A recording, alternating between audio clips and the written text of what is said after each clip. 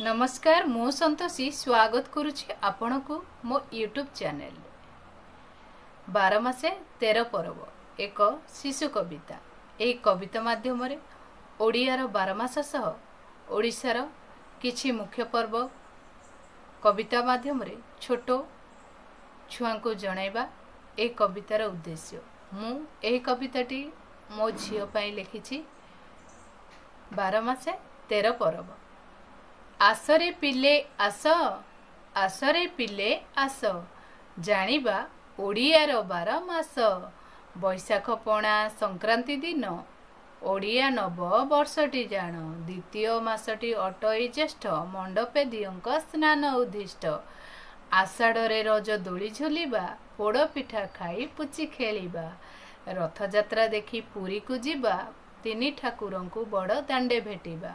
श्रावण मासरे पड़े भरोसा श्रावण मासरे पड़े भरोसा कृषक मनरे केते भरोसा। भाद्रवे पूजिबा खुदुरुकुणी गणपति देवंकु देवा पुष्पाणी।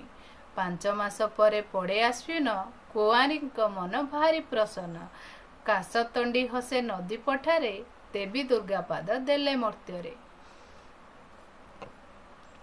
कार्तिकरे दीपा बलि पालिबा परिवेश प्रदूषण रोकिबा। मार्गशीर मासे चिता आंकिबा नाना जाति पिठा मिठा खाइबा। पौषर मकर मुआ खाई कल कल खरारे बसिबा जाई। बसंत पंचमी माघ मासरे मृदु मलय बहे देशरे। फाल्गुन मासरे पड़े जागर माँ साथे जिबा शिव मंदिर।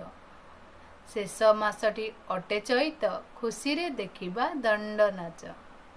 कविताटी जदि आपण मानकु भल लागिछि ताहले लाइक शेयर सब्सक्राइब करने को अनुरोध। धन्यवाद।